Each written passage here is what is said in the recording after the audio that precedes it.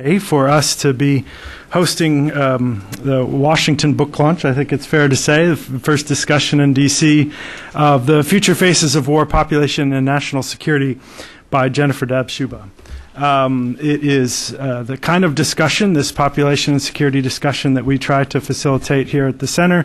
In fact, we're fortunate enough to have, in some ways, a second meeting on this book, in that we had a manuscript review meeting with, in fact, some of the folks in the room to give Jen feedback throughout the process. So it is exactly the kind of discussion that we're trying to facilitate here at the center between research and policy, and between topics of population, health, environment, development, conflict, and security questions. And in many respects, Jen has all those in this book. And so it's a great pleasure for us to facilitate that discussion and to hear from Kath Hicks from the Department of Defense, somebody who worked with and Jen worked for and during time at the Defense Department, and hear her perspective on the book and these challenges that among so many things our Department of Defense is facing, our security community is grappling with.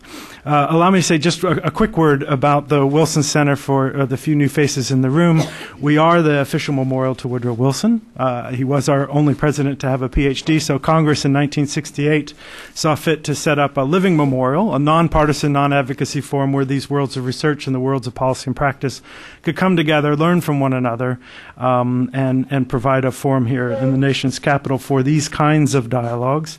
We do try to extend that conversation beyond the Beltway, and we're doing that today, as we do in so many meetings, with a live webcast and trying to bring in audiences outside the center and outside Washington. So we're pleased to be able to do that today. The Environmental Change and Security Program, we've been at it since 1994, trying to look at environment, population, security questions together. We do that with today's meeting, like so many of our meetings, with the generous support of USAID's Office of Population and Reproductive Health. And Jen has been able to talk to a number of those folks in the context of preparing this volume as well. So it's terrific to see folks from there here as well. I think I will just say a quick word about the bios and then turn the floor over to Jen for a discussion. Dr. Jennifer Sciubba is the Mellon Environmental Fellow in Department of International Studies at Rhodes College, where she's teaching these issues. In fact, on our blog, you can find a video of Jen talking about how she teaches population and security issues. And so she's really innovating in the classroom as well as contributing to the literature with her research. I think, kind of, as you will hear, an important, informative policy side experience was to be at a Department of Defense OSD policy and grappling with these issues and trying to provide context for the civilian and the uniform leadership on understanding these issues. And so it's terrific that she's had kind of a foot in both of these worlds to try to understand these issues. Kathleen Hicks is our Deputy Undersecretary of Defense for Strategy, Plans, and Forces. She has a long career at the Department of Defense in a number of roles. She came to DOD in the kind of this most recent position from the Center for Strategic and International Studies, where she was grappling with these issues as well, both kind of doing the intellectual heavy lifting and kind of then doing it in policy and practice. So it's terrific that she can provide her comment. And then I should say, as just a personal note, it's terrific. All three of us have University of Maryland in some form on our CV, so I'll flag that critical element to what qualifies us all for this discussion today. So I'll turn the floor over to Jen, remind you that her book is available outside from a bookseller, and look forward to the discussion. So Jen, please, the floor is yours. Thank you. All right, thank you all so much for coming today to hear me talk about my book. And a big thanks, of course, to Kathleen Hicks for being willing to discuss this. Kath interviewed me for my job, even though I didn't know it was an interview at the time at DOD. So it's really special for me to have her here to discuss something that is very much a product of my time there. And thanks, of course, to Jeff and Kaylee and Sean and Megan and Christina and all of the staff of ECSP and Schuyler as well. All right, I want to start with an event that is certainly on everyone's minds, the Japanese earthquake and tsunami. Based on reading the Washington Post this morning, estimates of the dead are already at 1,600 and expected to go to at least 10,000. And early estimates of the damage are at 160 billion. Now, of course, we know that these tolls are still rising and will continue to do so. And it will really be months and perhaps even years before we're able to fully assess the human and economic impact of this tragedy. And at an individual level, each family is going to have a very long road to recovery from this tragedy, but Japan itself will also face a very long road ahead.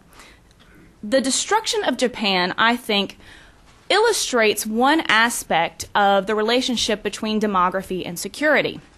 Certainly this is firmly in the environmental realm as a natural disaster, but also Japan is 67% urban and is continuing to urbanize. And the greater Sendai area has a population of 2.4 million. Urbanization, like every demographic trend, has its challenges, such as these, but also its opportunities, of course, bringing people together to innovate, deliver services. So given this dual nature, I've asked in what ways can we best use demographic assessments to comprehensively assess national security?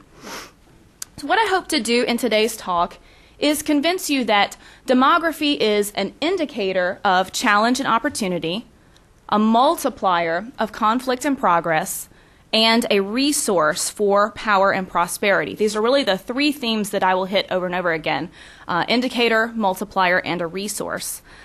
And I'm going to do so by outlining what I see as two of the key challenges for the 21st century and two key opportunities. But as we go through, you'll see that each of these challenges could also be an opportunity, and each of the opportunities could also be a challenge. And I think what that points to is that demographic trends by themselves are neither inherently good nor bad. It's really a state's ability to address these issues that can determine the outcome. They do, however, create conditions for peace or conflict to which states must respond. So I cover a lot more than these four challenges and opportunities in the book, but I wanted to leave time in Q&A for those. All right. So whether they create security or insecurity, demographic trends mean that states are going to have to continue to plan for a spectrum of warfare. They've got to respond to civil conflict and humanitarian disasters we saw and are seeing even today with Japan. A complex security environment, I think, means we need a very comprehensive view of national security, and that's the one I adopt for this book. So I've parsed out national security as having three facets: a military security, regime security, and structural security. More generally, this is external defense, internal stability, and really the relationship of human security to the state. I don't call the third category human security because I think human security theorists would put the humans and individuals and communities at the center. And what I'm really concerned about is the state itself. So all of these are feeding into the state, and what does the state care about? All right. So challenge number one. On December 17th, 2010, as you will remember from the news, a 26-year-old Tunisian young man lit himself on fire in front of a government building after he had had his scales and wares, selling fruits and vegetables, taken away from him by a government official. And this was like the dozenth time that he had been harassed by this particular official. It's hard for me to imagine the desperation it would take to do this to yourself, but this young man really was at the end of his rope. He had no steady job because really there were no jobs to be had. And every day he would pedal his cart about 2 kilometers and try to sell fruits and vegetables, constantly harassed by the police. But he had to try to support his family because his father had died when he was young and his stepfather was too sick to work. He had stayed in school till about 19, but quit so that he could work and try to support his younger siblings, brothers and sisters, in their pursuit of their education. Really, he had no prospects to get married for financial reasons, and perhaps wouldn't be able to for the foreseeable future. I think we can understand this as a story about demography.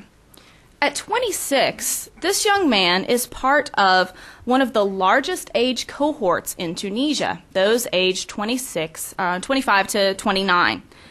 And that really means that his situation is not unique. As part of the largest group, competition for jobs among those ages is fiercer than for any other generation. And most of you have a little bit of a background in population, but just in case, I want to take a moment to explain the population tree you see here, because there'll be several more of these. So the column running up the middle is ages from 0 to 100. And you can see, of course, there aren't very many people of age 100. We have males on on this side, my right, and females on my left. And you add them across, and of course you get how many people are in the population of that particular age. Now this is for 2011. So thinking about this age group highlighted, unlike their fathers, likely, many of them would not have jobs or be able to get married or perhaps even start a family. They also felt that politicians don't necessarily listen to their concerns and the leadership is corrupt and unfair. So we see a spectrum of grievances among this particular age group. And this is the first challenge that I want to highlight for the 21st century. A youthful age structure, really a youth bulge age structure like the one in Tunisia. The reason this matters is that youth of these large age groups are often crowded out of experiences. This is something that demographers refer to as cohort crowding, and Richard Easterlin has been particularly helped us understand how these motivations then can turn into civil disorder. You have to make that link. Mohammed, the young man who lit himself on fire, his generation was relatively worse off than preceding generations. And most of us really have this expectation that things will get better over time. It's just something about us as humans. We tend to be optimistic, and parents tend to think that life will be better for their kids than it was for them. And the reality in many countries across North Africa, the Middle East, is that it was not getting better. That young man lingered in the hospital until January 4th when he died, and many have credited his death with the spark that ignited the arc of revolution across the Middle East. But if his death was the spark, it's really the underlying demographic trends that were the fodder for this. There are about 64 million other young men just like him in the region. And that's often the way it is with demography. It really helps us establish these underlying conditions that lead to conflict, even if it's not the spark itself. Countries with youthful age structures are on average about 2.5 times more likely to experience civil conflict than states with more mature age structures. So in this case, we can say that demography is an indicator of potential conflicts. When we think about where are conflicts likely to break out, these age structures could indicate that for us. And then also is a multiplier for other underlying social, economic, and political trends. They help set the stage for the conflict. Though we are still trying to process a lot of what's happened there, we certainly know that there's no one single factor responsible for the revolutions, and there are different flavors of it across the states that have experienced unrest. But demography certainly, I believe, plays a huge role in all of these. All right. Now, there is diversity among the age structures of the states in the Middle East. Some are relatively younger than others, but youth in those countries, as I said, face similar prospects. And so age structure is really just one of the indicators that we have. And I think there's been a really lively debate going on the New Security Beat blog between a few of us about the degree to which it's the age structure itself that is responsible for the conflict, because I think among the states that have really we've highlighted as having the most violent unrest, the proportion of youth ranges from 41 to over 50, and so I think Yemen is 56%. So that really shows that there's a big diversity there. But one thing that they do have in common is that the youth are having similar experiences. So I think we could really turn to something, the cohort effect itself, the idea that particular generations tend to experience the same things at the same point in time. During the 60s, we saw states with different age structures experience youth revolutions across the world. And I think this will be an interesting area for future research, and I actually have a student going to work on that this summer, so I'm excited about that. Just to think about what is it that is shaping the experience of youth nowadays, and no matter what the age structure, what is it about that particular point in time when we all really expect to become emancipated from our parents, get a job, perhaps start a family, get married, and certainly have some say in the way that we are governed, since our parents are no longer responsible for representing our interests. Because of age structure, though, many demographers were not really surprised by the outbreak of conflict there, and I think, in particular, Rich Sincata, and I'm not sure if Rich is here, but probably feels fairly smug, because in at least 2009, he was saying this is the next area that we're going to see democratize. And I actually want to talk about that research for a second. So demography can be a multiplier, and in the case of the Middle East, demographic age structure multiplies other conditions like a corrupt government and an underdeveloped economy. It can also, though, be a positive multiplier. So this is the other side of the challenge. For the ousted leaders, this is a national security threat, right? This is a regime security threat, but for those on the outside who might want to see changes in this region, this is a positive change. When citizens of the states seek more representative governance, then that's a good thing. So Richard Sincata has found that states have half a chance, literally 50%, of becoming a democracy once their proportion of youth declines to less than 40%. And all of these states, up here, Morocco, Algeria, Tunisia, Libya, and Egypt, are projected to have reached this benchmark by 2020. So what does this mean for the revolutions that we see today and that continue to stream in on the news, particularly think about Libya in the news today?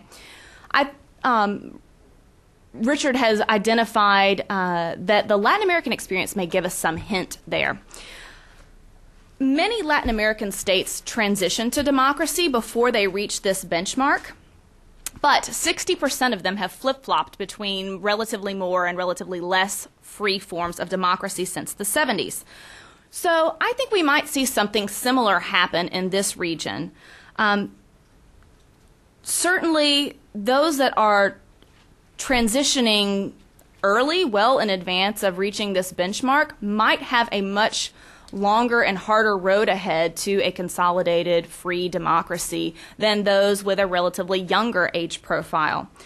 Tunisia is actually the state in this region that stands the best chance of becoming a free democracy according to demography, because they are already at 41%, and Libya is actually the next closest at 43%. But no matter what, we have to think about this as something that happens over time. And the media was very quick to say, look at the big change in North Africa. There's been revolution. Now we have democracy.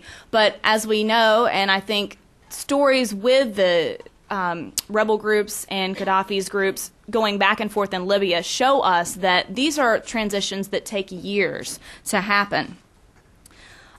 Yemen is still making the news, but I just wanted to point out that they are still very young at 56%. And there's been some great work done by Elizabeth Leahy-Madsen on Yemen, and you can find that with Population Action International. Okay, so population can, of course, be a resource. And if youth have jobs, they obviously contribute positively to the economy. And that's something I'll talk about when I discuss the opportunities later. But for now, this idea of population as a resource leads to the second challenge for the 21st century, and that's population aging. And this is a picture I took when I was in Italy at a beachside resort that was very much an older age profile, pretty much everyone who was there. So I thought, this is population aging right in front of my face. Many great thinkers have identified a large and healthy population as a great resource for the state. Thucydides, through Kissinger, today, we think about the ways that a large, healthy population contributes to state power, particularly through military manpower and through labor that gives us the kind of funding we need to run a robust military. And the more money we have in the economy, the more money we can spend on defense. The situation in most advanced industrial countries today, of course, is the opposite. Rather than having lots of young people aging into the workforce, they have a lot of older people aging out of the workforce. So there are relatively more old age dependents than there are people of working ages. And in many countries, this is, of course, caused by lower total fertility. So total fertility, the average number of children a woman will have in her lifetime, is well below the replacement value of around 2.1. Germany, Italy, and Japan are three of the most aged countries in the planet. About 26 to 31% of their populations are already over the age of 60 and on track to increase greatly, which you can see here. Looks a lot different from Tunisia, right? We've got 38% in Japan. This is 2030. I should point that out. So as trends continue, what will they look like? And I think particularly this age group that we were highlighting in North Africa is teeny tiny in Japan, around 8%. So the issue for national security with population aging, in the question most people ask is, will these states still be able to have a military, basically? The two main problems are in the manpower and funding areas. Between 2005 and 2025, Germany will have 1.5 million fewer recruits, potential recruits, and Japan will see a decrease of 31%. So these are obviously huge numbers. In addition, the military in any state has to compete with other areas of the economy for a portion of what will actually be a shrinking economic pie. In most aging states, the problem is that governments have not really done the kind of reforms needed to turn this around. And France is an easy one to pick on, actually. A couple of years ago, France recently voted to raise retirement age from 60 to 62, phased in, by 2018. 60 to 62 by 2018. Already France has about 23% of their population over the age of 60, and that will rise to 27% by 2020. So this is a little too late. And they're the easy one to pick on because, lots of protests about extending work weeks and such. But it just goes to show that there may not be the level of commitment necessary in order to really turn this around and make sure that there's enough money for defense. So what does this mean in terms of potential global power shifts? Because remember, we're talking about some of the most powerful countries in the world are the ones that are aging. Well, first, I do not believe that this means the end of the military. And I think that it's actually kind of ridiculous to say that just because these states are experiencing these very real strains that they will no longer have a military. There are still military-aged men and women in these states, even though their numbers are dwindling, as you see here. Second, militaries are increasingly relying on technologies that do not require soldiers or maybe don't put soldiers in harm's way as much as before. Third, in Europe, EU member states have really been working to increase the efficiency of their militaries. Kind of think of it in economic terms, each state uses its own comparative advantage in different sectors like air, naval, or ground to really pool their capabilities. Now, there have, of course, been hiccups with this, so I don't want to overstate any of these factors, but there certainly are options and trends that are happening. Fifth, I think we can't ignore the fact that states are very much motivated by threat. We think about Japan, for example. Natural disasters aside, Japan is in a very tumultuous region, or at least they have the perception that there are many threats coming from their region. And so this could be one driver of their continued motivation for a military, these capabilities. Finally, alliances can be a source of strength in numbers. And what I've done here is you'll see that these are the most populous states and political units for 2010. Now, I put political units up here on purpose. If we take states individually and we think about the most populous ones, European states drop off of this very quickly, as does Japan. But when we think about them together, you can see that they have strength in numbers. And so I think it's also particularly interesting to look at 2030 and think about what happens with Turkey and the EU will make a very big difference to the number of people available for economic production and military in the European Union. But The strains of aging are real, and aging will somewhat decrease the ability of these states to project political, economic, and military power, and therefore it will have implications for global security. Some states will be worse off than others, like this one.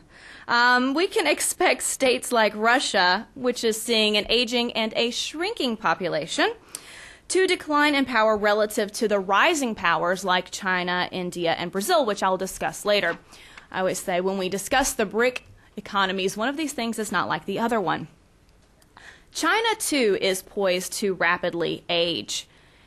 The difference that many people have pointed out, I think this is kind of the media tagline for China's aging, is that China will age before it gets rich. In the media, that's portrayed as clearly we don't have to worry about China. Clearly, China is headed for demise. And I'm not sure that that's been thought all the way through. The difference with China is they're not likely to follow the pattern of the first wave of aging, like Europe and Japan, for several reasons.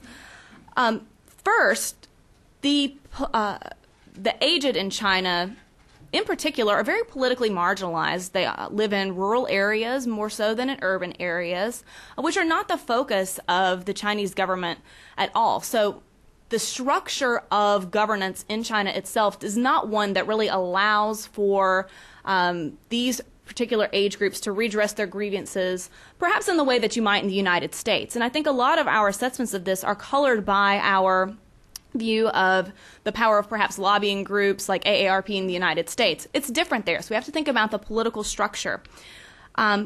Plus, most elderly are not covered with pensions or health care in the first place. And so when we think about the strains that aging places, we have to think about the actual financial burden here. And one of the most interesting things I think about this is that the Chinese government has continuously and intentionally chosen to pursue a path of lower fertility. They are choosing to do this. In fact, they just extended the one-child policy for another decade because they believe that the trade-offs of an aging populace are worth it for the economic gain in the meantime. The thing about these two challenges, a youthful age structure or a mature one, or any demographic challenge for that matter, is that its relationship to national security is not predetermined. Demography is not destiny, and it's what a state does with it that matters. A state with a youthful age structure, it's true, may have a higher likelihood of civil conflict and a lower chance of democracy, but as we've seen, youth can also be the fodder for positive turns to democracy. As they demand representation. So with open economies and positive investment climates, there'll be meaningful jobs for youth that can bring them back into the economic realm and give them the chance to have positive experiences like getting married and starting a family.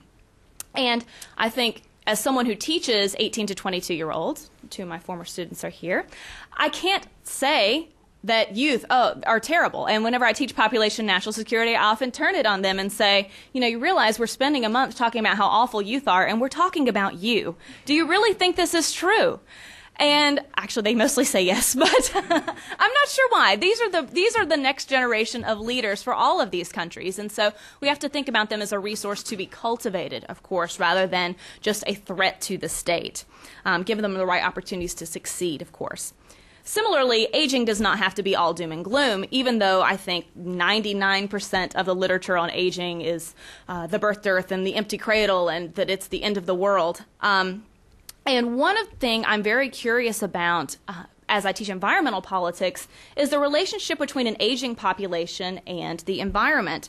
If we're concerned about the strain of a growing world population on the environment, then shouldn't a checked aging population perhaps be positive news from that standpoint? That might be something to look at in the future. Additionally, aging states are historically some of the most peaceful and democratic in the world. So if democratic peace theory holds, the idea that democracies don't go to war with each other and are less likely to go to war in general, then shouldn't the world of aging states be a more peaceful and representative one? Perhaps. So aging then points to demography as a resource and a multiplier for democracy and peace.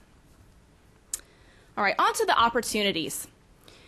States with young and old age structures represent two ends of the spectrum, a beginning and an end of the demographic transition from high to low fertility and mortality. But there are numerous states in the middle with what we call transitional age structures. The East Asian economic miracle is often cited as something that where demography played a role in fueling this big economic boom. There are higher proportions of working age, as you can see here. And this is Brazil in 2011, 68% of the population of working age. Again, looks very different from the other pyramids that we've seen so far. To put it crudely, there are more people putting into the economy than taking out of it. And this is another way that demography can be a multiplier. Demography did not cause the economic miracle experienced by the Asian tigers, but it was certainly a contributing factor, enhancing efforts to reduce government corruption and create investment. Economic resources have really become the new currency of power in this environment today, and I think that transitional age countries are best positioned to increase their power given their economic resources. So this is the first opportunity. Of course, they have the opportunity for their own economic growth and increase their own national security. But from a U.S. perspective, perhaps, they also have the opportunity to become stable and productive partners for other states in the international system. So aging states in particular will want to cultivate partnerships with these younger states. One example of this is IBSA, the Partnership of India, Brazil, and South Africa. All three of these states have transitional age structures, and all of them have done fairly well at capitalizing on these. And concurrently, they have each sought a greater role in international politics. As they've made more money and as they've been doing well in terms of rising power, they want a greater say in the world. Since forming a partnership, they have invested in reconstruction and aid projects in Haiti, Burundi, etc. And what's important about these states, when you think about the strategic location of each of them, which is highlighted on that smaller map there, they're each in a very tumultuous region and have the possibility to be a stabilizing influence for those regions. I would argue that one implication of this is that current global institutions that exclude these rising powers will have to reform or else become irrelevant. And that sounds like a bold statement to make, but I think we're just at the beginning of seeing the capabilities of this tier of powers. And so for us to make the assumption that the Security Council, for example, will not have to reform yet, doesn't necessarily take into account what the world will look like 20 years from now based on demography and its relationship to power. Now, a transitional age structure is no guarantee of success. We talk about this as a window of opportunity, and it is just that. It's a window of time when states can take advantage of their population to really see some growth. And certainly the states of this partnership each have their own issues. India still has very high disease rates, illiteracy. Brazil still struggles with drug problems, and South Africa, of course, with HIV/AIDS. And this is really the ceiling on their potential growth. So even though I think that this is a major opportunity to form partnerships and an opportunity for these states individually, there are some serious issues that have to be addressed to really see the full benefit. Additionally, we have to think about this as a stage along a larger transition. And you can see here, China in 2050 looks a lot more like Japan. States have to take the opportunity during their transitional age structure to prepare themselves to become aged, because they're only in this age structure because their fertility has been lowered in the first place. So they're on their way. For example, these states will want to establish very sustainable pension systems, and we often hold Chile's pension system up as a model for a more sustainable pension system than those in Europe. So overall, transitional age structure indicates potential for global security partnership. It multiplies opportunities for economic growth and democratic governance because it is a resource for the state, again, to tie in those themes. All right, the final opportunity here. If the defining trend for population in the 20th century was the major increase from 1.6 billion to 6.1 billion, what will be the defining trend of the 21st century? Many, myself included, believe that it is the shift to an urban population. So the second opportunity I see is urbanization. And most of you probably saw the headlines in 2008 that the world's reached the benchmark of being over 50% urban for the first time ever. Now, of course, the definition of urban was you can have just one stoplight or less and still be urban, but the idea is the same, that the population is distributing itself in different ways. And so I've talked a lot about age structure so far. But there are many other ways to think about demography, and the distribution of a population is another important factor, and that's what I'll focus on with this. So urban areas are great because they bring increased opportunities for access to education, sanitation, healthcare. We've got this book, Who's Your City, that talks about all of the innovation that happens when you bring people together.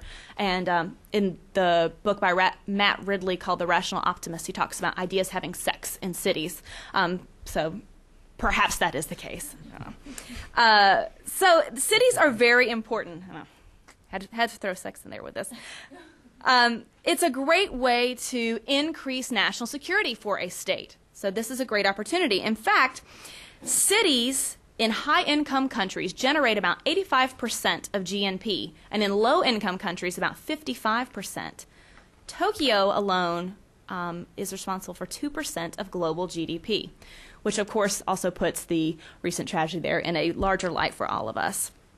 Africa, we've seen the emergence of these large urban corridors that are creating engines for growth in West Africa as well.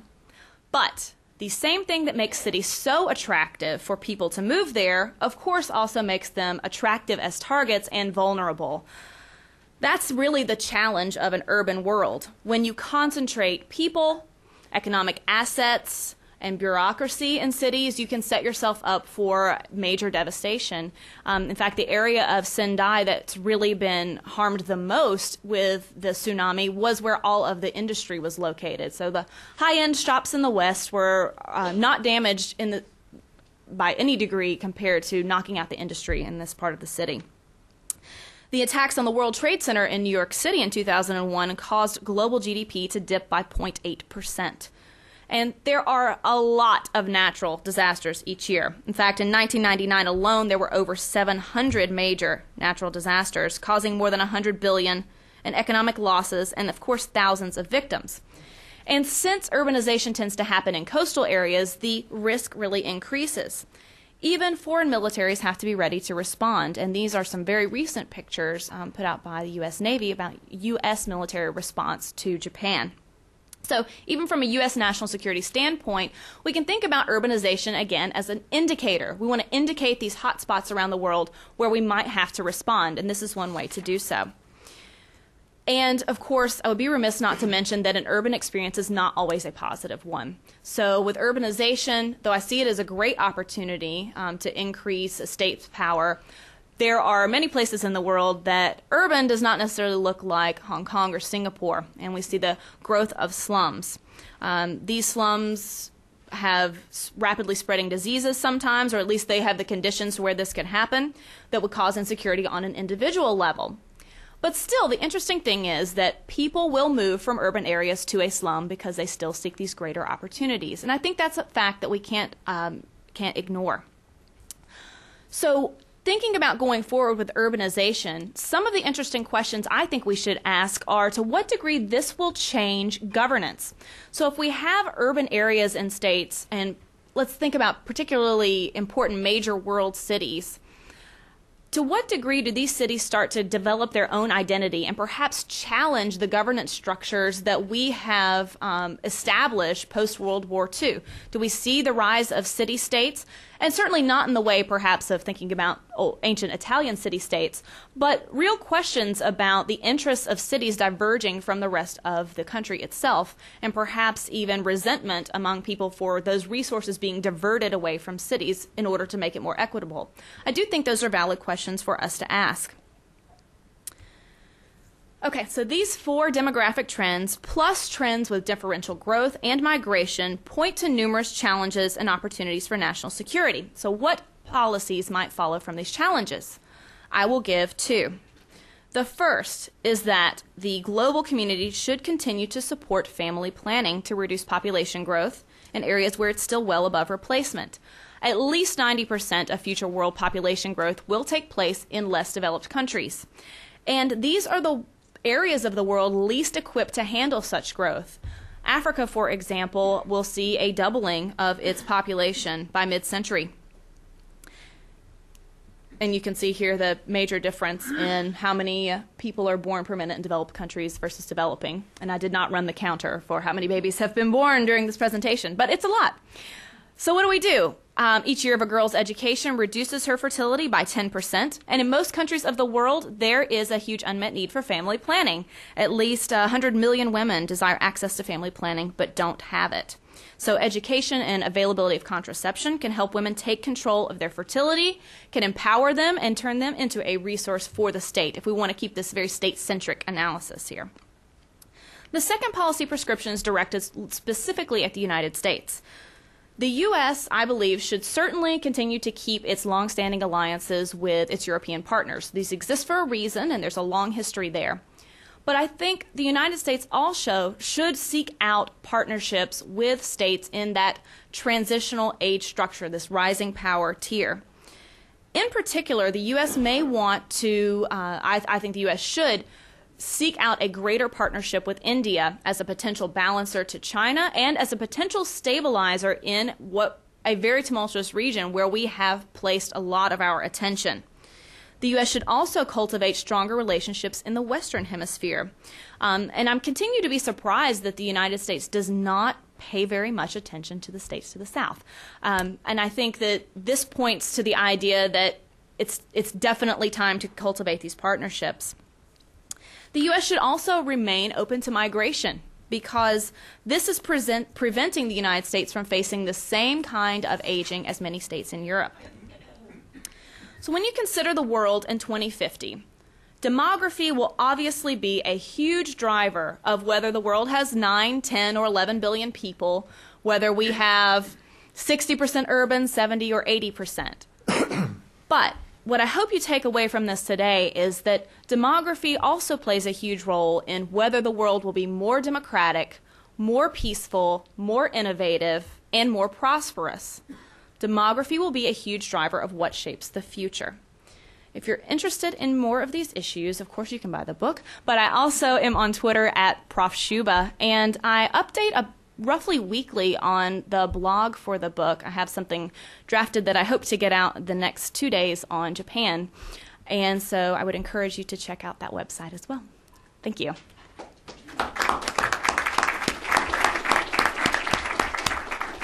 Terrific, Kathleen. Well, thanks very much.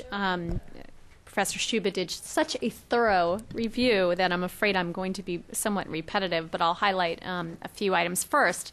Thank you to the Wilson Center, to Jeff, and of course to Jennifer for inviting me here today. As Jeff mentioned and as Jen mentioned, I had the pleasure of working with Jennifer during her time in the Department of Defense, and just as Jeff used this word, I don't use it lightly, she really was an innovator at the time for us, linking the intelligence and policy communities and linking really the soft power world and the hard power world of strategists and tacticians. That's something that we've continued in DoD. And her book, I think, is a significant contribution to our understanding of the various population factors affecting security. As she states near the end of her book, I think she succeeded in giving demographics a prominent place in the security universe. So conflict and warfare are human endeavors. You're wondering what the heck is DoD doing here talking about demographics. But in DoD, we've come to understand that at the micro level, if you will, at the community level through our operations, certainly today in Afghanistan and Iraq and elsewhere, where counterinsurgency strategy very much is about working in and among populations. And then, of course, at the macro level of major population trends. Understanding of population is critical to our success in being able to prevent conflict and also managing conflict and crises once we're involved. We don't treat demographics as destiny. Rather, we see it as one of several key trends, the complex interplay of which may spark or exacerbate future conflicts. In our defense strategy, which we lay out in detail in our 2010 Quadrennial Defense Review. We specifically cite rising demand for resources, rapid urbanization of littoral regions, meaning coastal regions, the effects of climate change, the emergence of new strains of disease, and cultural and demographic tensions in several regions as all being accelerants, as Dr. Sciubba says, of security issues. The recent events in the world certainly have demonstrated how critical our understanding of population is for the security practitioners. And again, I'm going to repeat several of the items already mentioned.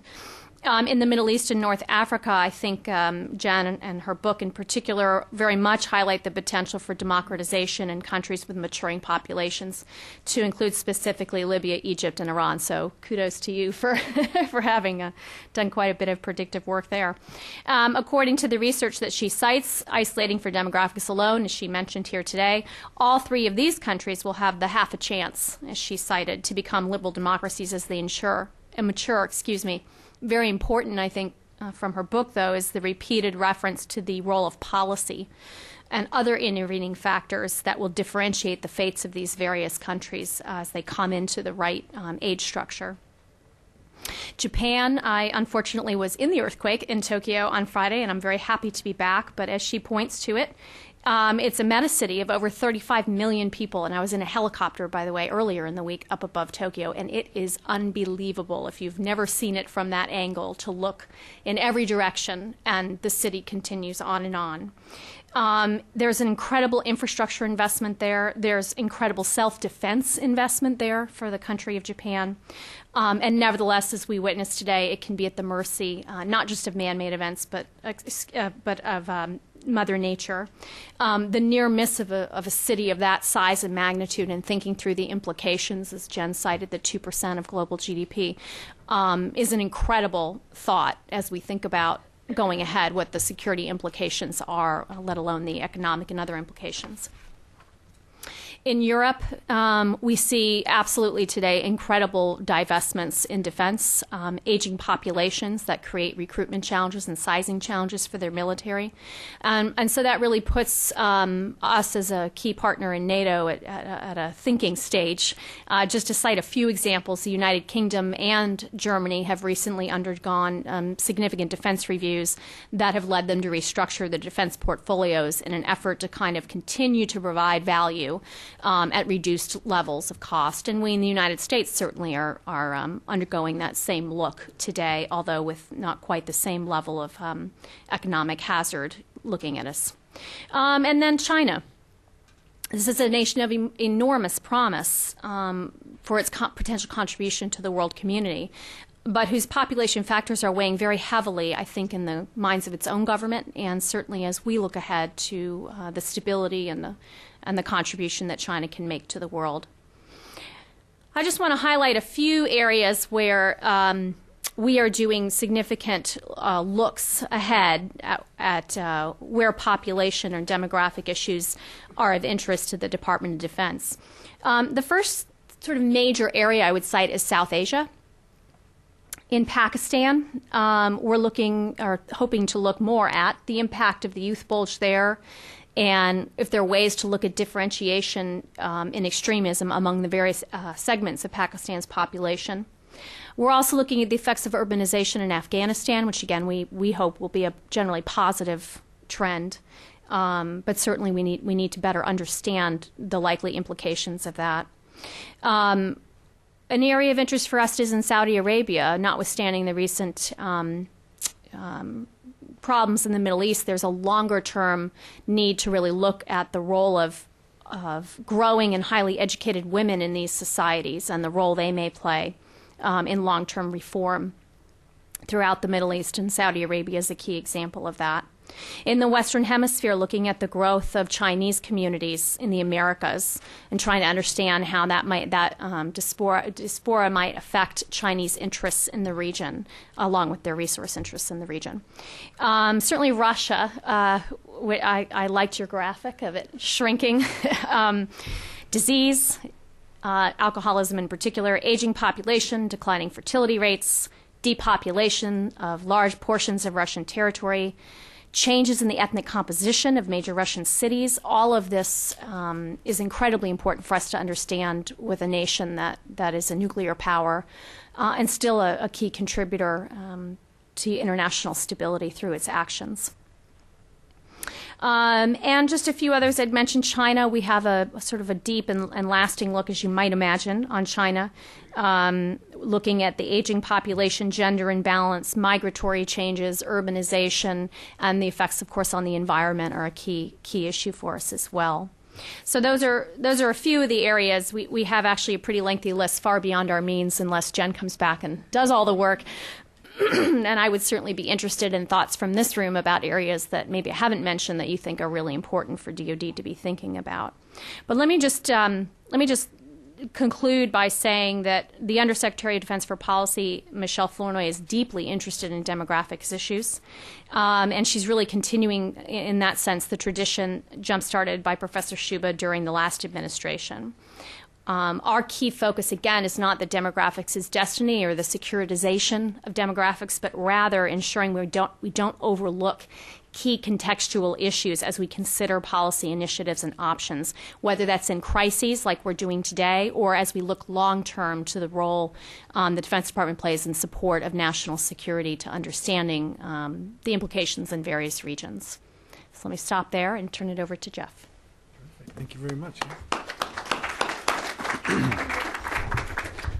Well, thank you both very much. I think you gave us, Jen, you gave us a robust picture of what's in the book. There's even more in there, obviously, and it's in no way a criticism to say that, but instead to encourage people to pick it up, because it really is quite rich and systematic in trying to understand these variety of links. And you gave us a sense of the complexity and how I think in part you've done a service, because so often these discussions are segregated. So the aging discussion and the age structure and population growth are seen, even set up as kind of dichotomous or zero-sum games, and it's this or it's that. It can't be both, operating in different places and in different ways, and then in some ways connected. And I think you've shown us how when looking at it in a security realm, you have to have this diversified view and be able to look at them at the same time and not see them as kind of alternative explanations for what's important in demography. And so that's, I think, a terrific service.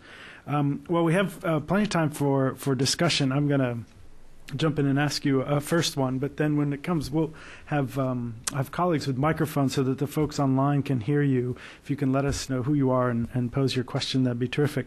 But perhaps a question to both of you, but maybe Jen, you'd start. In terms of you've been looking at these issues now for some years, both kind of working in and with government, and then from the academic perspective. Have you seen changes in how they're perceived, both kind of on the academic side and the policy side? Certainly in some of our discussions here, there has been greater or less willingness to have these issues be framed as connected, even at all. And so if you can talk about some of that evolution in part to say where we've come to and where we may still need to go in terms of the atmosphere and the avenues for these kinds of discussions that you're highlighting. Well, I moved away from D.C. in 2008, and so I think that's actually an important part of me being able to speak to that, because I was pretty involved with how this was perceived within Department of Defense from about 2005 to 2008, but then I've been away after that, so I think that will be something that Kath could speak to. And I would highlight that I think no matter who took the position, the fact that DOD looked for somebody to specifically work on these issues means that they were taking it seriously. And certainly this was a time in the world when energy was on everyone's minds, very much at the forefront. And I think there was a great willingness to think about long-term trends in environment, energy, population, economics, and really try to integrate those into, like Kath was saying when she, in her last few remarks, think about the future security environment and the role the United States will have to play. So I would say certainly it was treated very seriously then, but one of the things I say at the very beginning of the book is that for a policymaker tasked with, some of the highest decision-making power, the individual crises of the day, like thinking about earthquakes in Japan or revolution in Egypt, those can often, of course, eat up all of your time.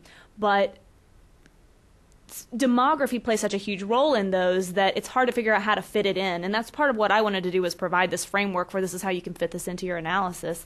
So I would say it's been treated very well. We know we still struggle in academia as well. When we think about political demography as a sub-discipline, there are plenty of people out there doing that, but it's not necessarily considered mainstream political science still. In fact, some people say, isn't that sociology? Isn't that something else? And so I think we still see struggles in academia with that. I think we have a long way to go, but what we need to do is take some of these questions and move on and really investigate them. And so that's what I hope to do next personally as well, is not just kind of rehash what's in the book, but say, of these interesting questions that came up, what's the likelihood that this is really the case? Maybe you could speak to how it's now. Yeah, I think I won't speak to the academic world. In the policy world, I think what we've really discovered more than anything is as customers of the intelligence community, what are key areas that we would like to have investigated. So a lot of it is about that, linking up the policy communities and the intelligence communities to send the right signals for what trend analysis we're looking for. And I think that we have been very successful. I know we are often the elephant in the room in terms of resources that we have available, but even with those kinds of resources, as Jen points out, it is very difficult to spend dedicated time in the policy community focused specifically on demographics. And I would say what's happened with us over the last several years is much of the energy, if you will, in that, this is going to sound like a pun, in that community within the policy world is now being consumed on climate. And energy-related issues. So what we've done really, I think, through Jen's work is establish the right demand signal and the right understanding of the role that demography plays, and then somewhat outsource to the intelligence community to start providing us that analysis. And then what we have insourced, because it has to go through that maturation process as well, and it's not there, is the climate and energy piece. Mm-hmm. Great. That's an interesting kind of connection of the multiple worlds that we struggle with here at the Wilson Center. Why don't we open the floor to a question over here? No, start down here first. Bring you the microphone.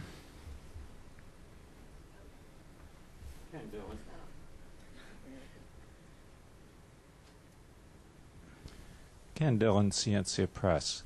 If we go back to the story of Mohammed, the Tunisian vendor, isn't it true that the official he was dealing with was a woman and that she slapped him in the face? And if those two things are true, might that not lead to a somewhat different interpretation, or at least a problem in our interpretation about his motives for suicide?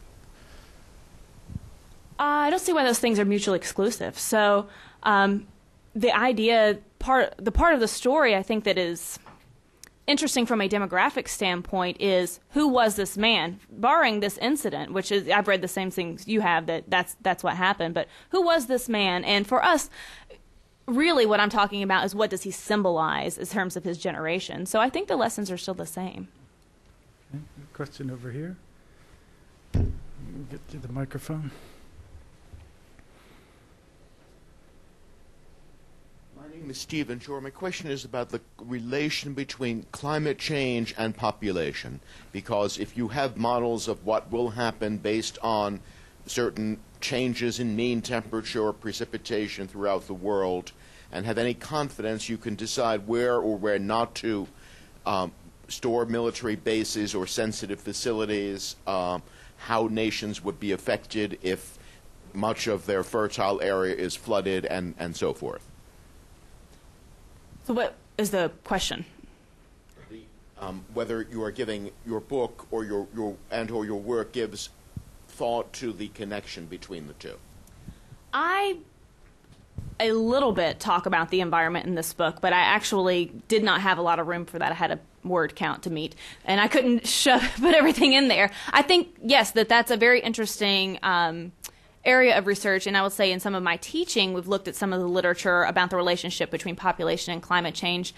And though there's some good work being done in that, Jeff, you might be able to speak to this more, I don't think that there is a consensus at all within the literature about the relationship between these variables, and that means that this is an area that needs a lot more attention, of course.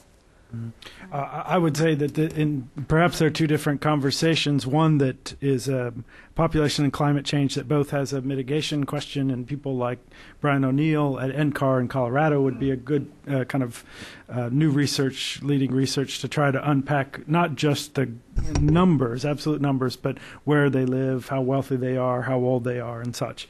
Urbanization questions. And then the adaptation question, which is there's some folks in this room who've looked at that in terms of connection to climate change, and how responding with your first of your two recommendations in engaging in family planning and seeing that as part of a broader solution set to lower vulnerability, increase resilience of the least responsible and the most vulnerable to climate change.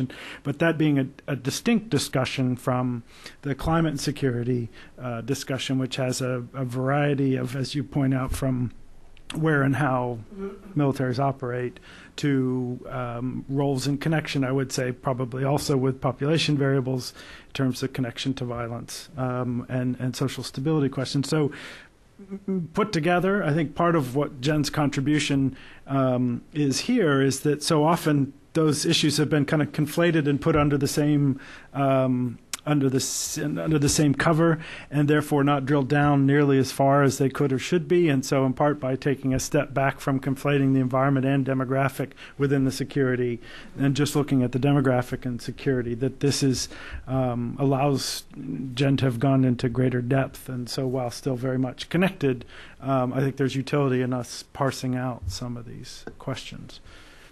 Yes, sir. Yes, thank you. My name is Peter Gluck. I'm interested in the relationship between demographic analysis and national security policy planning. Do you, for example, knowing that people in an autocratic regime country are older than in other autocratic regime countries, make the assumption that because there's a preponderance of older people, the aging population, it's less susceptible to grassroots uprisings? Contrast, for example, People's Republic of China with what's been going on in some of the Middle East countries. Are you less, in your policy planning work, are you less concerned about that in People's Republic of China than in Tunisia or Egypt or the other Middle East countries? Amanda Dory, who's sitting here, who's the Deputy Assistant Secretary for Strategy, just had a brown bag for us maybe 2 weeks ago. Actually on the topic of social media in China and what does it portend? How do the controls of the Chinese over their social media, what kind of effect might that have on grassroots incidents there? So the answer is yes. We do.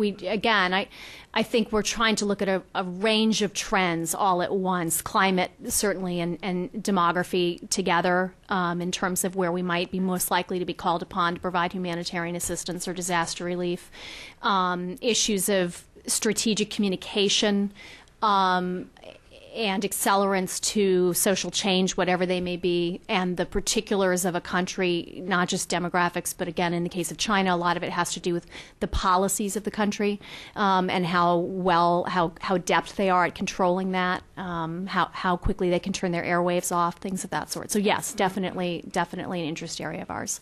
Mm-hmm. No, go ahead. And I was going to say, I think it's important also for the same reason that I'm skeptical that just because a country ages doesn't mean that they will have no military anymore, because there are still people of military age. Same thing I think is true in terms of the relationship between older people and protest. And when I was at the University of Maryland, I was told by someone there that my interest in aging and conflict was a waste of time because old people don't protest. But that went over well, you can imagine. I want to show you this picture, which I took in Poland last summer or the summer before. And it's a protest of older people, which I took as many pictures as I could, just sort of to spite this person. And so it's not true that older people don't protest at all. In fact, we've seen in China that some of the protests really have been among elderly people trying to demand more. Now, to what degree has the administration responded? Well, here's a penny or two. And so, yes, these are perhaps different situations. And yes, this woman's protesting by leaning casually on a fence, which is a little different than the pictures we see coming out of Egypt, for example. But perhaps it is the case that older people could still get together and redress those grievances. And if this is the only way, not through institutionalized mechanisms like in the United States, then maybe that's what we see. You both have mentioned the importance of policies in terms of kind of the intervening or mitigating factors that can help these go down challenge or opportunity paths. We have John May from the World Bank here is just going to publish a book on population policy in different countries. But are there ones, Jen, from your look at, in the comparative sense, having looked at some other countries and how they're doing this, that you see kind of integrating that policy discussion across these different fields, so folks who are doing it well, that we could look to for models and lessons learned, or if it's a kind of a bleak prospect, then you can tell us that folks aren't doing it. Well, I mentioned one thing about population growth, and so I think that efforts for family planning are very important, but when we think about what does that mean in terms of policy, so continuing to support education would perhaps be one of the most important things. And in fact, when you support education, of course, you can lower fertility, but also this provides you with the context you need to take advantage of the window of opportunity and really have those resources and skills to mobilize for the state. Naturally, there are other factors as well, and so as we've seen, and Kath mentions about Saudi Arabia, just because you have an educated population does not equate to jobs, so you can't certainly isolate this, but that's one important thing. And what that means, I think, for U.S. policy is, like Kath mentioned, I don't know how many people picked up on it, but the Department of Defense is one of the agencies that supports U.S. national security, right? It's not the only agency that supports U.S. national security. And so to continue to have the viewpoint that this is, probably no one uses whole of government approach anymore. That is how long it's been since I've been in D.C. You do. Okay. So the whole of government approach, to think about all sectors of U.S. at our disposal in order to carry out our policies.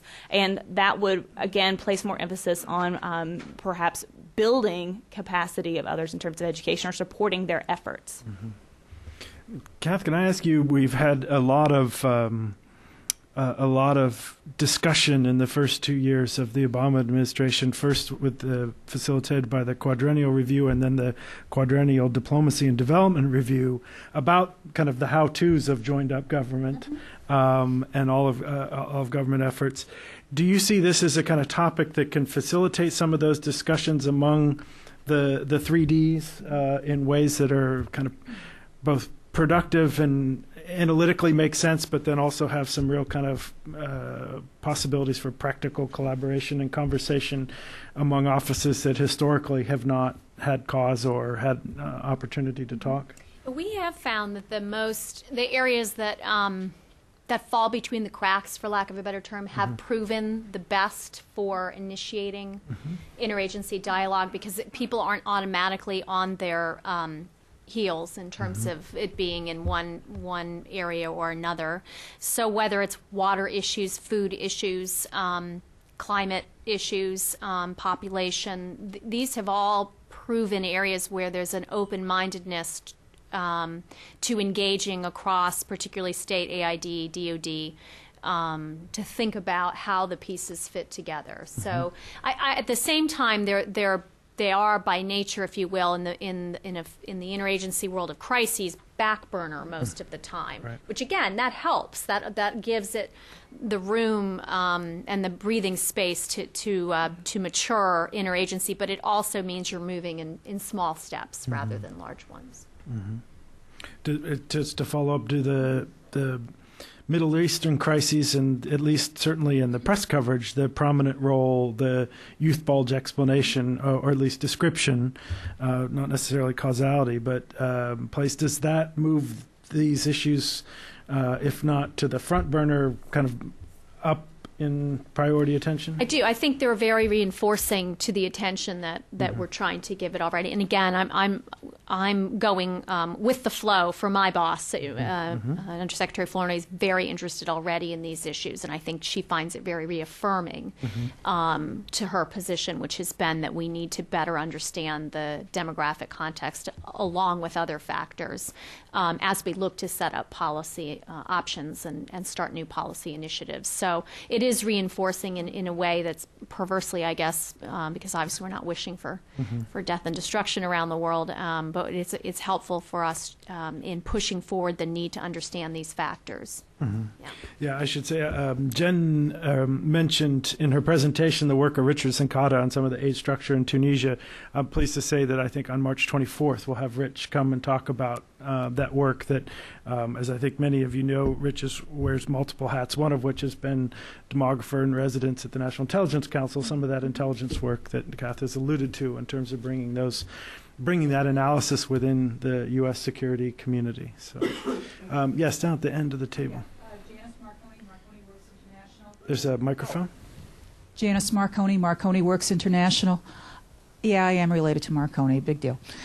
Have you found some interesting products or lifestyle changes with the fertility rates? I want to give you a very specific example. In Lebanon, they now issue fertility insurance because of their fertility rates are changing, obviously, in a different direction. Have you started to see some interesting, maybe even consequences, products that are actually consequences of changing fertility rates? I know absolutely nothing about such things. So, yeah. But there may be people here. In fact, I think there are John probably or several Jay people or here who... Sarah, anybody That's want to touch that one? Yeah, and the reason I ask is, like, for example, in China, they are now the insurance companies, rather than looking at the way we look at insurance, they're issuing also different types. This is not the fertility rates, but this is issuing different type of insurance products. As example, cancer insurance. Do you see what I'm saying? There's some interesting. These become symptomatic of either fertility rate changes, health or other situation changes, so that they become more symptomatic as a result of what's changing within the population. Okay, I can speak a little bit to that. One of my students and I are writing a paper together. He is going to medical school soon, and so he is a biologist, but has been very interested in population and in China. And so we're writing a paper where he's really done a lot of the great legwork of looking at the data for how prepared China is in terms of their healthcare system, hospital beds, and amount of money spent on disease. And I'm sort of supplying this macro context of relationship between population and economics and such. But certainly, one of our implications is that because of the changing demographic structure, of course, there are greater demands on things like long-term care, which is probably one of you think about the insurance for that. When you don't necessarily have family to take care of people, your long-term care needs increase, and so you need more facilities, more beds in those facilities, just different types of training for doctors in general. And so far, there has been very little increase in the capabilities there. You can stay tuned for that paper. I mean, I think certainly from your aging question, we have a number of governments who are trying to quite unsuccessfully engage in pro-natalist policies, in part because Russia, their anxiety around the inability to do things such as provision a military. But yes, ma'am, there's a question over here.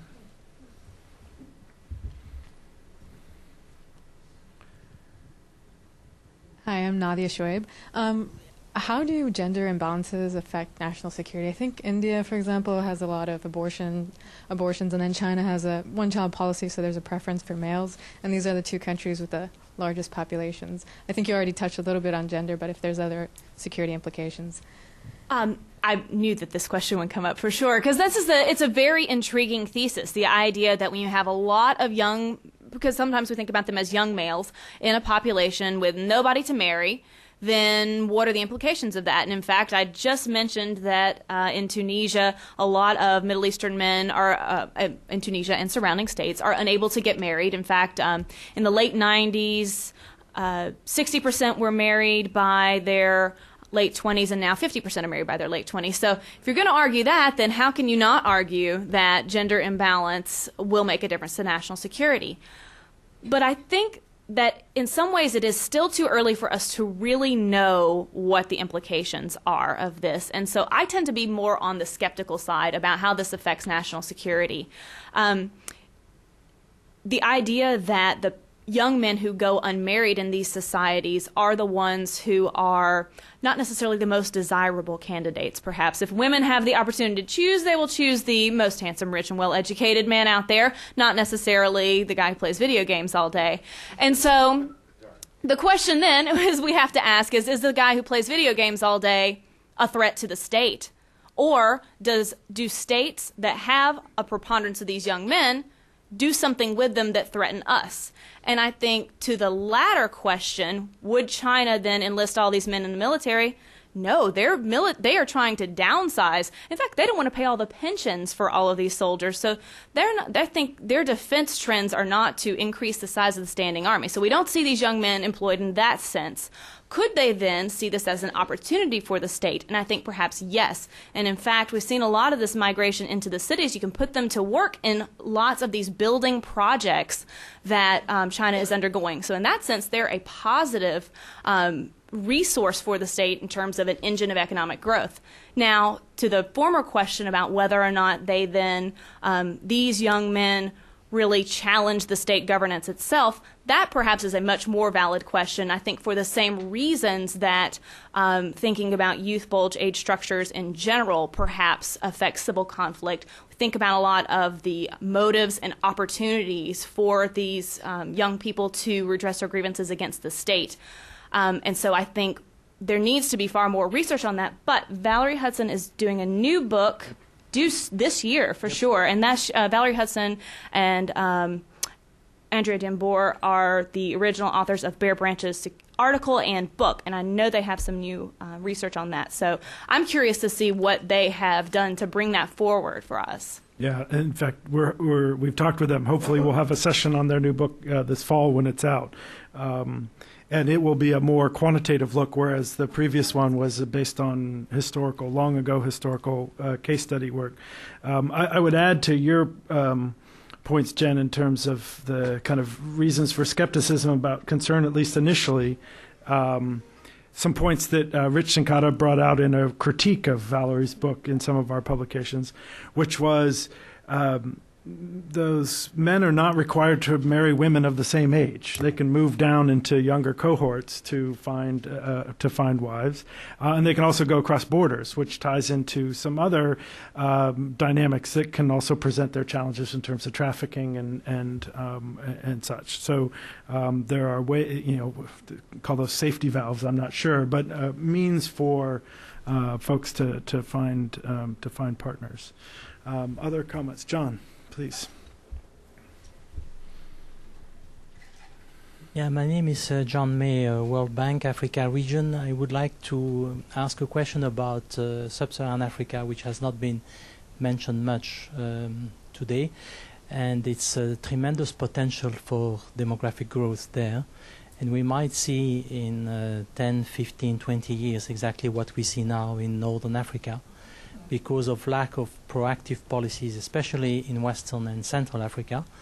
We hope that in Eastern Africa, some countries now are taking steps, and we might see a decline in fertility in the next 15 or 20 years, and we hope to get Uganda doing more on this as well.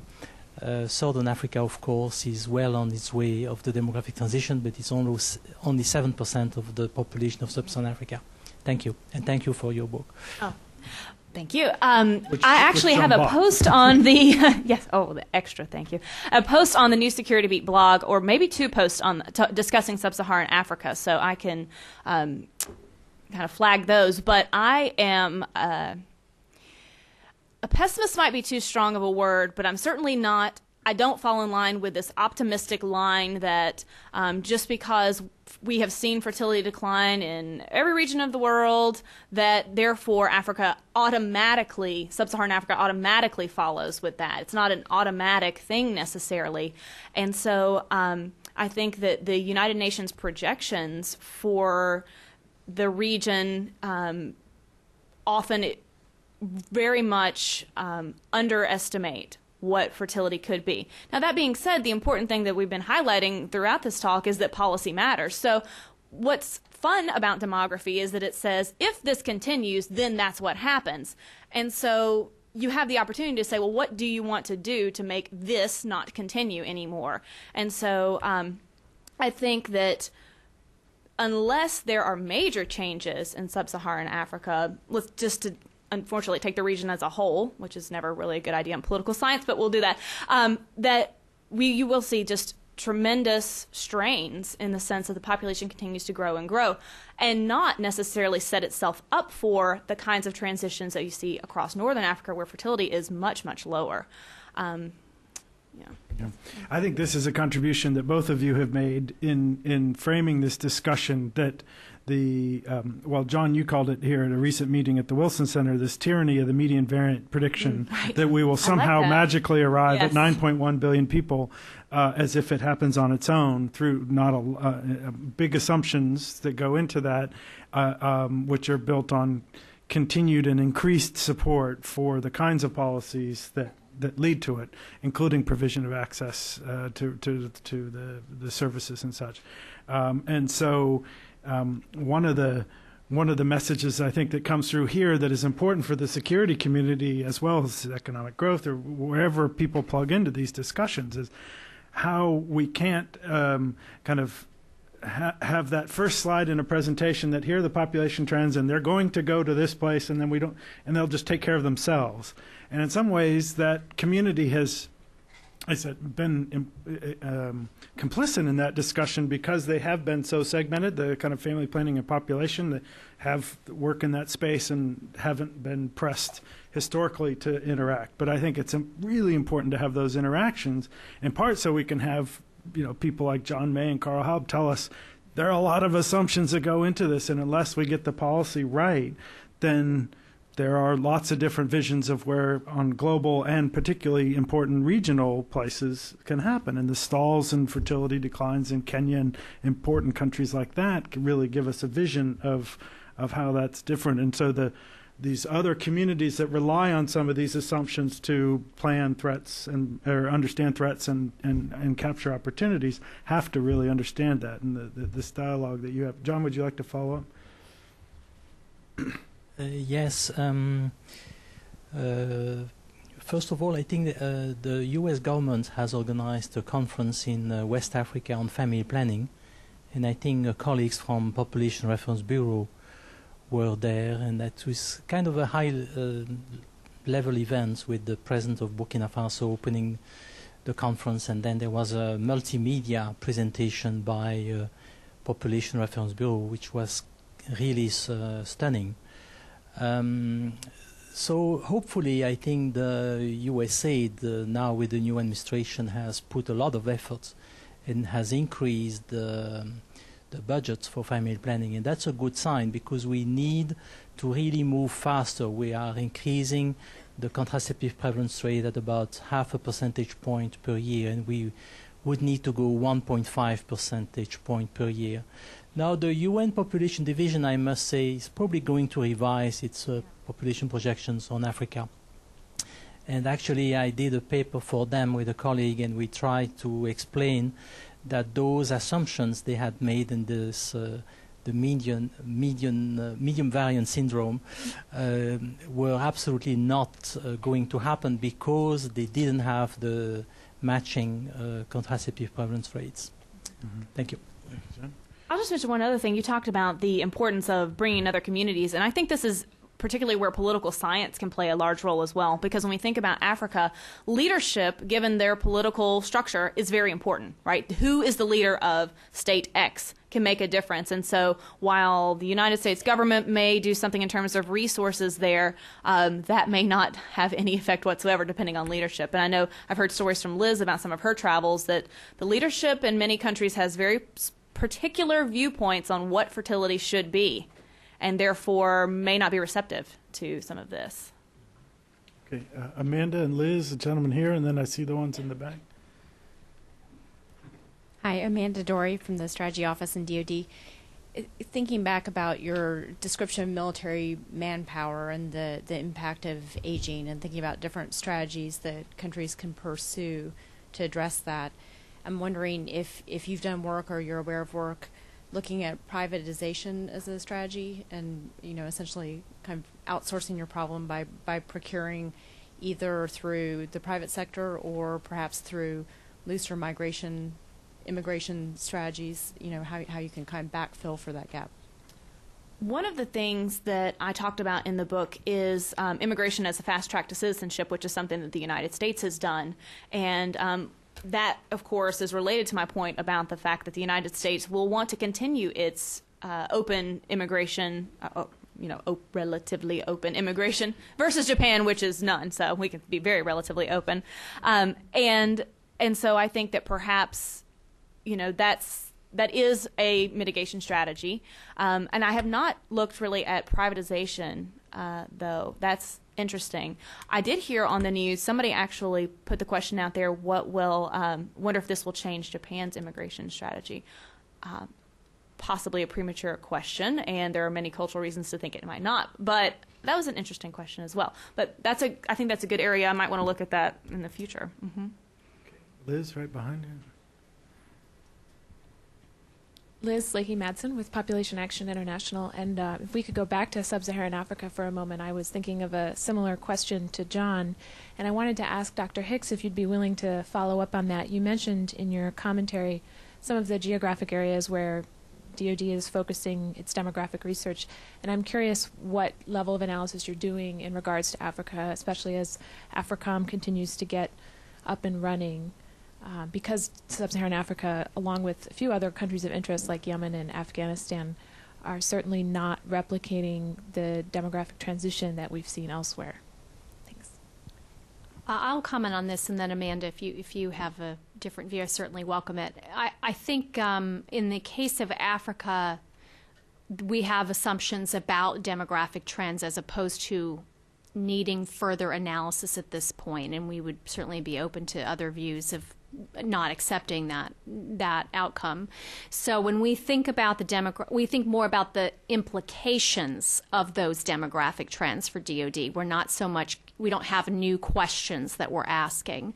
And so in particular, we're looking at how do you use our military to military contacts to build as positive civil military relationship as possible in the countries of sub-Saharan Africa, to build in everything from understanding health issues and disease control to actual ability to deal with crises, whether they're natural disasters or disease or other strains that occur, how to use health issues, DoD's supporting role in health to help those countries have better capacity. So it's really about the capacity building of the states at the DoD level. Now, obviously at the USG level, it's well beyond that, in order to cope with what we see as worrisome demographic trends. Gentleman in the middle, and then we'll go back to that corner. Hi, Andy Nene from Swiss Embassy. I've got two questions. The first would be, do you expect a different way of warfare in the future, since now we have counterinsurgency, counterterrorism, or stabilization operations? Do you expect another form of warfare in the future? The first question. The second would be, do you also expect a shift of the future armed forces, the U.S. military, shift in the structure of the branches? Because you mentioned that probably in the future you don't need any more soldier, or less soldiers since technology is improving? Okay. Well, I think the comment was that you had made, so I will answer the question, and then if you want to comment on the comment. In terms of new forms of warfare, absolutely. The view that we take as strategists is that smart adversaries are always going to look for points of weakness, and as such, the forms of conflict will continue to evolve. And they always have. They've always evolved. We have a tendency in the United States to think in terms of nuclear, conventional, and something called unconventional. And the reality is that what we see increasingly is a mix of various tactics by adversaries across those kinds of old style delineations. Some people have referred to this as hybrid warfare. Again, we consider it more of just sort of asymmetric approaches by adversaries who are looking for points of weakness. So you see things like non-state actors like Hezbollah massing forces like a state adversary would, or you see a state actor looking at, take for instance Russia, looking increasingly at cyber as a coercive tool or energy as a coercive tool, as opposed to doing undertaking state-on-state conflict. There are many, many more examples that I could give, but that's what we have tended to see. At the same time, we've seen a growth in particular at what in the old delineations you might consider high-end conventional warfare, which we refer to as anti-axis area denial strategies, which use lots of different tactics. Again, those tactics could be from terrorism all the way up to nuclear or weapons of mass destruction threats, to deter the United States and other players from coming into regions in the first place. That's a huge challenge for the United States as we look at protecting our allies in places such as the Persian Gulf, and as we look also to East Asia for the Japanese, for the Koreans, even for the Australians, as China, among others, develops anti-access capabilities. So yes, I think we see an ever-evolving set of tools of warfare, but the fundamentals, if you will, have always been there. I don't think that's necessarily driven by demographics. I certainly think, again, for every state, it's one of a number of factors. The fact that, folks don't want to have a very small cohort of population out in the battlefield for an extended period of time certainly has an effect. And I think the tools to avoid that just get better. Having said that, I certainly believe that, and I know the Department of Defense as an official position would say we absolutely are always going to need to have ground forces capable of engaging in everything from security force assistance building partnership capacity up through counterinsurgency capability and probably up through the high end of conventional warfare, although today we don't see a lot of big, heavy tank threats on the horizon. We can't be really certain about how warfare will evolve. Everywhere we go, and everywhere we vacate, if you will, in terms of our capability set, you can assume folks are going to look for advantage there. So. Yes, and I would not want to be seen as saying that we don't need soldiers anymore, because I just don't think that that's true. And so I mentioned the growing reliance on technology as part of a mitigation strategy, but in no way could still replace it. And if we have to think about the 100,000 Japanese soldiers that are responding to this tragedy, that would just be one example of a state with a very shrinking population still, of course, needing those. So part of it, of course, depends on which state are we talking about and what are their national security goals. What do they see as the role for their military? And not every state defines the role of their military in the same way that the United States does. And so for Europe, I know that part of the concern that the United States has is how will they see the role of their military in the future, and will it be in a way that diverges from the United States, in a sense perhaps straining that relationship. And I think that is a valid question, but we could think of this technology as but one of a few strategies that can help, but certainly not be the total answer. Okay, gentleman's been very patient in the back. Dave Rogers, independent historian. What role do you see religiosity is playing in demographic trends? I'm thinking of something like Muslim Iran has, by necessity, has a very good family planning program, while the Catholic Philippines, which needs one, does not have one. Well, part of this I discuss in my chapter on differential growth, and there is a lot there with in terms of fertility and religion. But of course, we have to think about, very Catholic Polish have some of the lowest birth rate in all of Europe. I would point out Eric Kaufmann's work here. He is really the guy to go to on the relationship between fertility and religiosity. But I think that Iran points to us as the fact that you can't just say, oh, Muslims have higher birth rates, right? And that's something that's sort of thrown out there all the time. And so I don't know if there's really a blanket statement we can make about a particular religion and its relationship to family planning. Sometimes people say the degree to which someone is religious may relate to family planning, but that's not even necessarily the case. Did you want to talk about Eric's work at all? Well, yeah, no, I mean, I think those are good points. Eric Kaufmann's book, I guess, is out in the UK, but will come out here in May.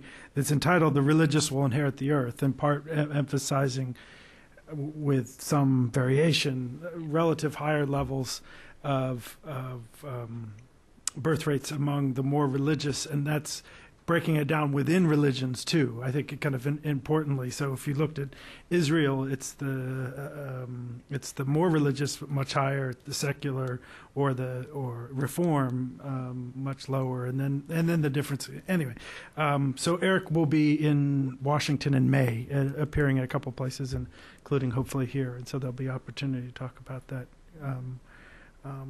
In short order.